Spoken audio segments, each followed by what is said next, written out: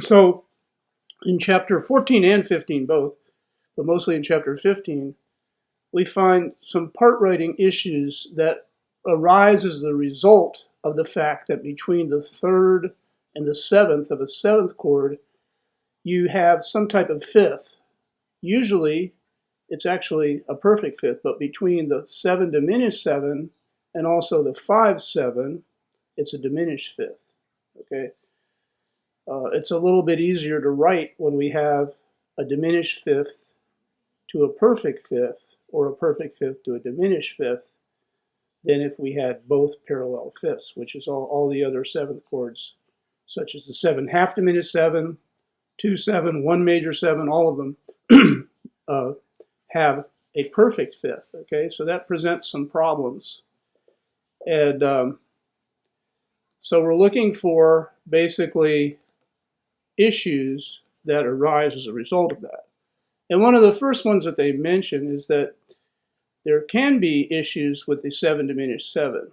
Okay, and so what they tell us in the chapter is that in minor, since 7 diminished 7 occurs in minor, in first inversion, the 7 diminished 7, that is 7 diminished 6/5, cannot move to the 1 chord in root position. And here's why. Okay, so now, if I look at this example, you'll see that since it's a 6/5, the third is in the bass, and that's the D here. And the fifth is here, right? So B, D, F, the root is here, and here's the seventh. So here we got 3 and 7, and this is a diminished fifth, okay? Now, when that resolves, as you know, the seventh has to go down by step, right? So that has to go here. And then if we're going to the 1 chord in root position, this one has to go here. And as you can see, we have a diminished fifth to a perfect fifth. And this is what we call unacceptable unequaled fifths, because you can't move from a diminished fifth to a perfect fifth if the bass is part of the problem, okay? In class, we'll work on the solution to this one. However, in root position, you know, here's the same chord, but now it's in root position. This is 3 and this is 7, and it moves to 1 and 5. And since the bass is not involved in this progression here, this is 7 diminished 7 to 1, this is what we call acceptable unequal fifths.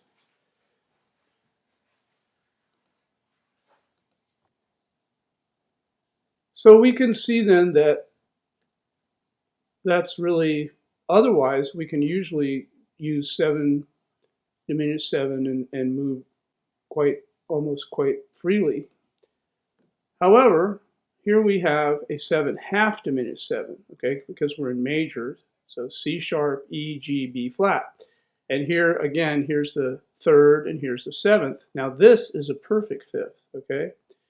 So now in this particular progression, okay, I am moving from the 7 half diminished 7, I'll just say HD since I don't want to take too much time with that, 7 half diminished 7 to 1. Okay, this is the 1 chord. And if I do that, notice that what happens is the 7th has to go down by step, so it has to go 7 to 5 here. And so here, if I take here I already have my third, and so I would double the root, and so if I did all this, of course I would have parallel fifths. So just remember, 3 up to 7 is a perfect fifth, and of course 1 to 5 is a perfect fifth. So if you see this in your part writing, make sure that this is not a perfect fifth. Otherwise, it's unacceptable. You can't have parallel fifths, okay? The solution, well, simple solution here would be to double the third. So we would double the third, and so then we would be okay. The third can move up to the F sharp here. We double the third. There's an octave between the alto and tenor, but that's okay. It can't be more than that. So that's how we would solve that particular problem. Then in the chapter, we get to a special problem, and that has to do with this situation, if I want to take a 4 major 7 in major, actually the same problem would occur in minor, and I want to move to a 5 chord, okay? So remember over here I was able to double the third, but as you can see here, if I double the third, right, which would be here, C sharp, I would have doubled the leading tone, so I can't double the leading tone. So that presents a special problem, and that is why, first of all, they give us some solutions in the book, but here's one thing. So here you can see that what I did was I did the same solution here. I doubled the third, but in this case, the 5 chord, right, that's a problem because, of course, it is doubling the leading tone, which you're not allowed to do, okay? So that's not a solution.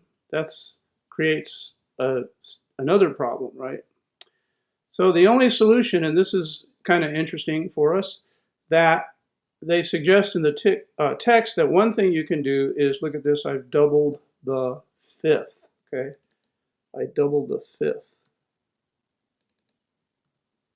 Oh my goodness, right? But that's the only way to go from the 4 major 7 to the 5 without some kind of problematic situation. And again, remember that all of this is stems from the idea that I have placed the 7th above the 3rd. Okay? Finally, anytime you're moving from any type of major 7th chord, minor 7th chord, half diminished 7th chord, you'll have this problem when you move a step apart.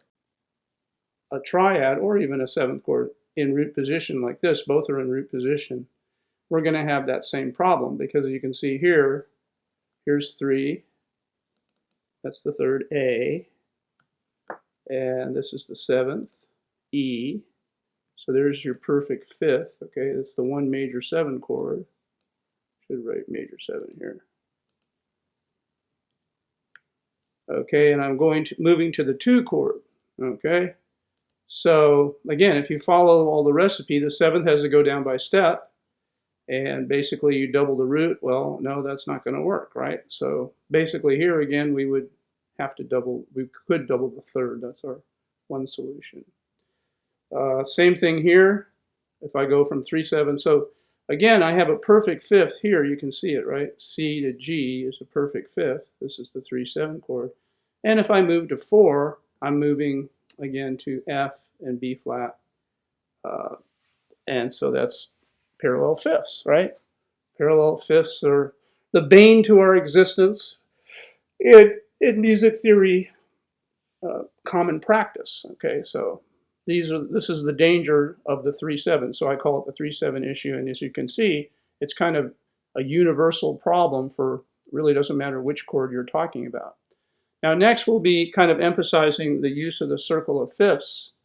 And you will see that I already told you about this, that when 7th chords, successive 7th chords are in root position, right, we go complete, incomplete, or incomplete, complete, and we leave out the 5th. All right? Thank you.